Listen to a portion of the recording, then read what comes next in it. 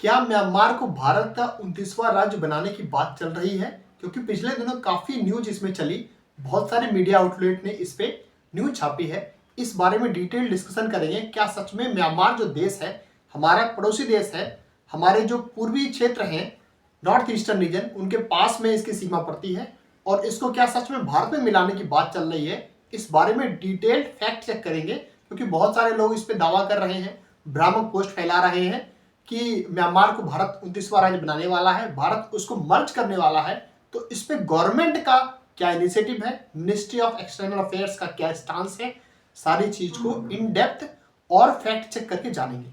Start करेंगे। सबसे पहले मैं चाहूंगा, अगर आप नए आए हैं तो फटाफट इंडियाज ग्लोबल लेंस को सब्सक्राइब करो और वीडियो को लाइक करके पूरा देखो। यहाँ पे आपको क्लैरिटी मिलेगी कि हमारे जो नॉर्थ ईस्टर्न स्टेट्स हैं, चाहे वो मिजोरम हो, चाहे मणिपुर हो, नागालैंड हो, अरुणाचल हो, या और जो स्टेट्स हैं, चाहे भूटान के आसपास का सिक्किम वाला रीजन, असम का रीजन, इन सारे राज्यों में हमारी इंटरनल सिक्योरिटी और साथ ही साथ बॉर्डर सिक्योरिटी कैसे काम कर रही है और एमईए के रिसेंट जो इनिशिएटिव हैं वो कैसे भारत की सुरक्षा को बढ़ावा देने वाले साबित हुए। तो शुरू करते हैं। न्यूज क्या थी? हमारा जो पड़ोसी देश है म्यांमार, वहां पे मिलिट्री जो जुंता है या हुंता उसको बोलते हैं प्रोनाउंसिएशन में, उसने जब 2021 में वहां की इलेक्टेड गवर्नमेंट, जो वहां की स्टेट काउंसलर थी आंग सांग सू की, उनका तख्ता पलट किया और एक मिलिट्री गवर्नमेंट वहां पे बना दी। एक तरह से मिलिट्री रूल या फिर एक तरह से सैन्य शासन हो गया। अब सैन्य शासन होने के उपरांत जो आंग सांग सू की के सपोर्टर्स थे वो लार्ज स्केल पर प्रोटेस्ट करने लगे और उन्होंने आर्म्ड रेबेलियन स्टार्ट कर दिया। टाइमलाइन ध्यान से सुनिएगा।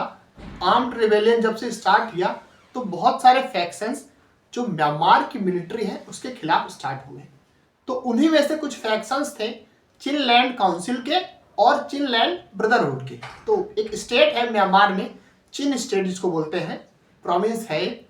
उस प्रोविंस की सीमा भारत के मिजोरम राज्य से लगती है और भारत के उससे कल्चरल और एथनिक टाइज रहे हैं हिस्टोरिकली।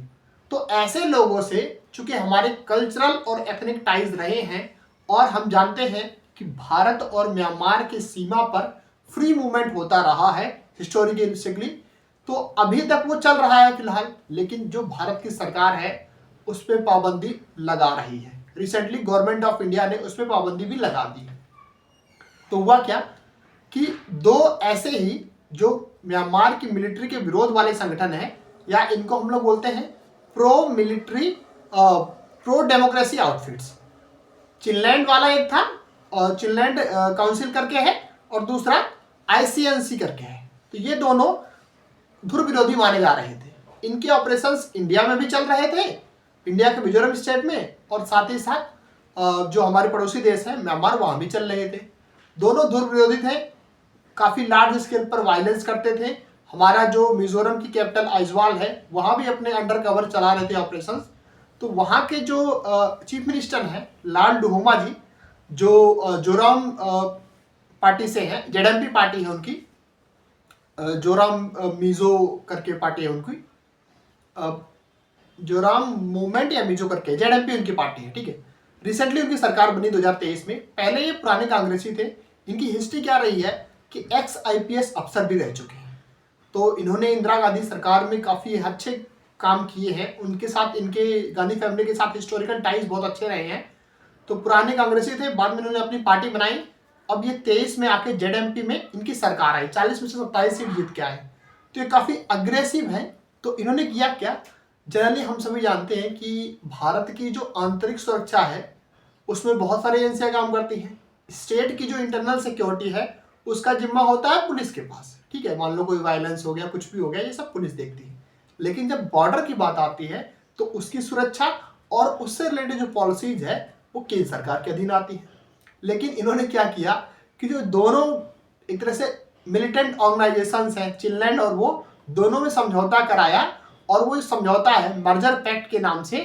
अपने ही जो मिजोरम की कैपिटल आइजवाल है वहां पे इनकी प्रेजेंस में प्रेस कॉन्फ्रेंस कर दिया। चलो इतनी बात तो तब भी ठीक थी।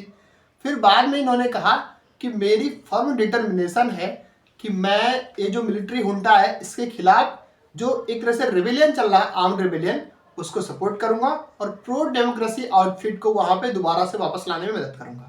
अब जो हमारा ट्रेडिशनल अप्रोच है या गवर्नमेंट ऑफ इंडिया का एमईए का जो एक्सटांस है, इस पे यह अलग है।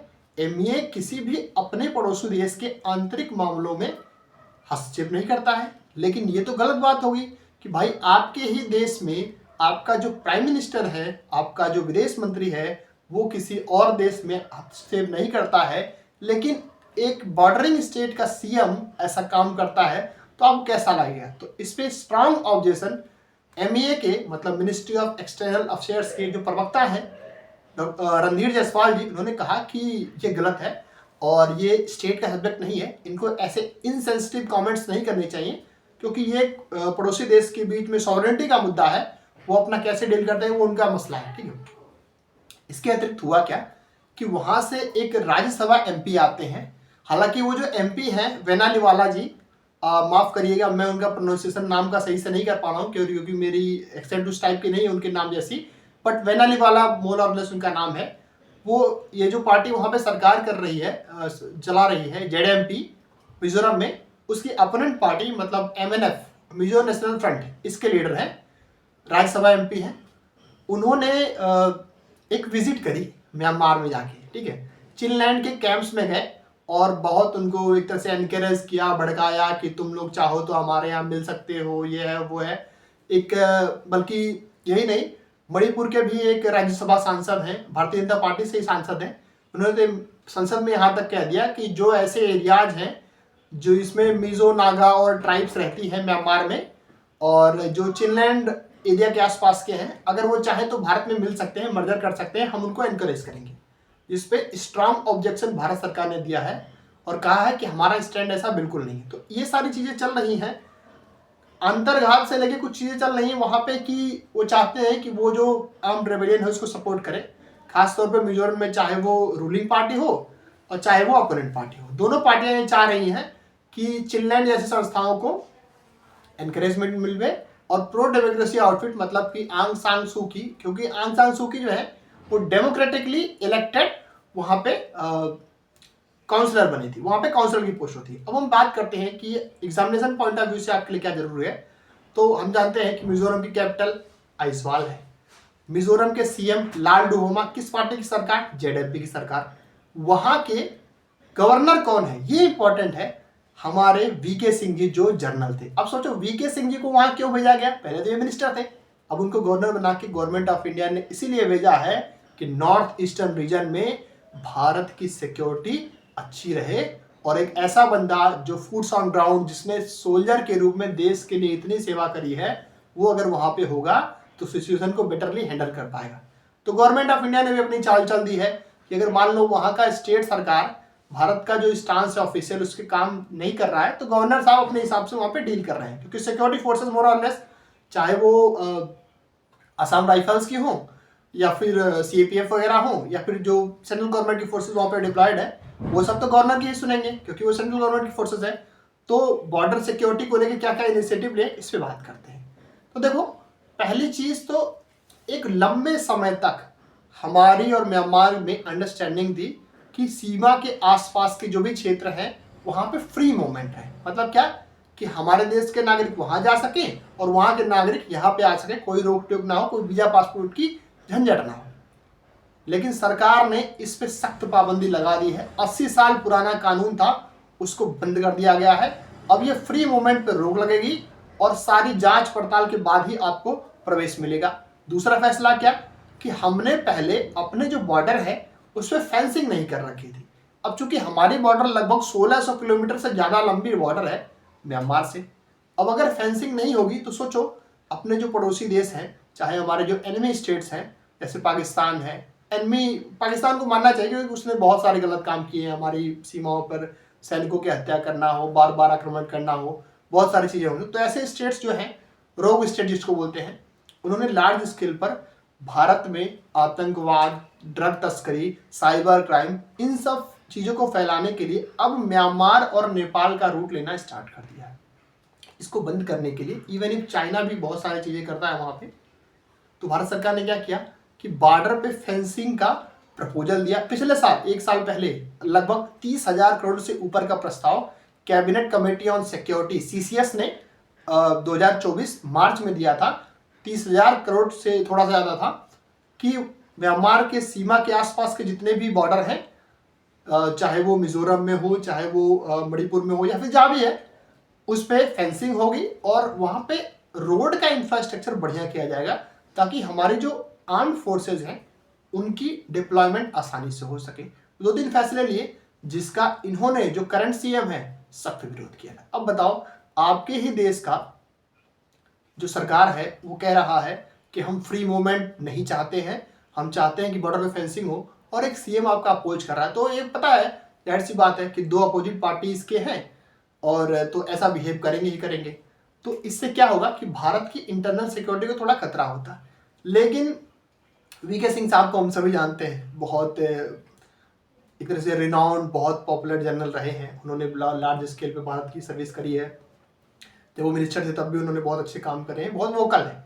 अब उनके प्रेजेंस से भारत की स्थिति कहीं मजबूत होती है और भारत यह चाहता है कि म्यांमार से हमारे रिश्ते खराब ना हो, क्योंकि जैसे अभी बांग्लादेश से हमारे टाइज हो रहे हैं। रिसेंटली क्या हुआ कि बांग्लादेश और म्यांमार की भी सीमा लगती है, और बांग्लादेश म्यांमार की सीमा के पास एक प्रोविंस है जिसको बोलते हैं रखाइन प्रोविंस। अब रखाइन प्रोविंस में म्यांमार की ना तो मिलिट्री का कब्जा है और ना ही प्रो डेमोक्रेटिक फोर्सेस का कब्जा है। वहाँ पे एक संस्था है जिसको बोलते हैं अराकान आर्मी। अब नाम ही सोचो ऐसा है, अराकान आर्मी। ये भी एंटी स्टेब्लिशमेंट है, ठीक है। तो मिलिट्री के खिलाफ ये संस्था लड़ रही है, अराकान आर्मी। अराकान आर्मी ने म्यांमार का एक रखाइन प्रोविंस कब्जा भी किया है और बांग्लादेश के भी काफी इलाके कब्जे कर लिए हैं और लार्ज स्केल पर कब्जा बढ़ाते जा रहे हैं। तो इस अराकान आर्मी से बचने के लिए बांग्लादेश की जो वर्तमान यूनिस की गवर्नमेंट है, उन्होंने गुहार लगाई अमेरिका से कि भैया मेरी थोड़ी सहायता करो। तो अमेरिका के एक जनरल साहब हैं, लेफ्टिनेंट जनरल हैं पैसिफिक कमांड के, वो रिसेंटली आज मंडे को ही विजिट करेंगे कि भैया इनको एक्टिविटीज एक तरह से देंगे कि क्या कर सकते हो इससे बचने के लिए अराकान आर्मी से। तो कई फ्रंट पे हमारे लिए सिक्योरिटी के खतरे हैं। अराकान आर्मी से एक दिक्कत क्या है कि हमारा एक लार्ज स्केल पे जो नॉर्थ ईस्टर्न स्टेट को अपने जो ईस्ट एशियन नाइबर्स हैं, आसियान नाइबर्स हैं, बिम्स्टेक वाली कंट्रीज हैं, उनसे जोड़ने के लिए हमारा एक प्रोजेक्ट था कलादान प्रोजेक्ट। और कलादान प्रोजेक्ट के लिए एक महत्वपूर्ण पोर्ट है सितवे पोर्ट, म्यांमार में पड़ता है। तो उसको वो टारगेट करते हैं अराकान आर्मी। तो अगर उन पे कंट्रोल नहीं होता है तो हमारा जो लार्ज स्केल पे इंटीग्रेशन का प्रोजेक्ट है नॉर्थ ईस्टर्न स्टेट को, वहां पर रिस्क आएगा। तो उस अराकान आर्मी पे भी कंट्रोल थोड़ा जरूरी है, क्योंकि हमारा सितवे प्रोजेक्ट ड्रीम प्रोजेक्ट है कलादान प्रोजेक्ट के अंडर। तो ये कुछ चीजें थी जो म्यांमार पे फैक्ट चेक जरूरी था। तो ऐसा कोई भी अभी तक ऑफिशियल अनाउंसमेंट नहीं हुआ है कि म्यांमार भारत का 29वां राज्य बनेगा, या ऐसी कोई विचार भी आए, क्योंकि भारत सरकार तो नहीं चाहती किसी भी देश के आंतरिक मामले में गतिविधि करे या हस्तक्षेप करे। लेकिन वहाँ का जो CM है या फिर जो वहाँ पे चुने हुए चीफ मिनिस्टर है, उनकी थोड़ी इंटेंशंस ऐसी हैं कि वो ऐसी सरकार चाहते हैं, या कुछ उसमें राज्यसभा MPs जो है वो चाहते हैं। तो ये था पूरा fact check analysis video. Myanmar काफ़ी दिनों से ट्रेंडिंग चल रहा था, म्यांमार मिजोरम, तो मैंने सोचा एक बार आपको कंटेंट दिया जाए इस पर। अब आप बताइएगा कमेंट करके कि आपको हमारा वीडियो कैसा लगा, और वीडियो को लाइक जरूर करिएगा, दोस्त यारों से भी आप साझा कर सकते हैं। So thank you very much for watching this video and wish you all the best.